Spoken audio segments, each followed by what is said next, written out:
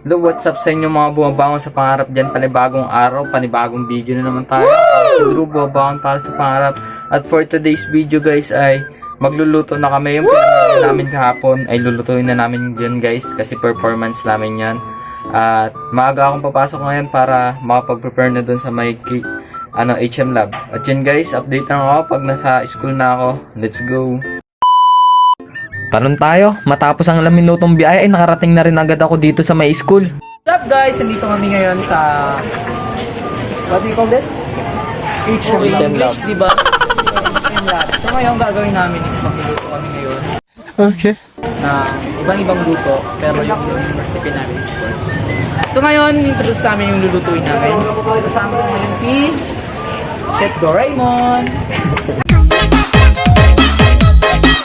Ayun guys, yung lulutuin namin ngayon is kare-kare. Which is kare-kare. Sana all. So ngayon, lalagay ko dito yung mga ingredients. Lagay mo yun ha. Ang sulat yun. Samahan ko lang. Kasi may ano pa po, may... Kikita mo yung mga tao din sa ano. Yan eh. Nakikikain ng... Pero guys, sasarapan namin dahil si Ronnie ang magluluto ng kare-kare. Wala kaming pakialam! Magluto, samahan nyo kami mag-BS. 1, 2, 3. Again guys, nakabihis na kami ngayon. Samahan nyo na kami pumasok doon sa HM Lab. Let's go! Baka hindi ka pa mag-share niyan, Ronnie. Ikaw na laman ng vlog ko ngayon.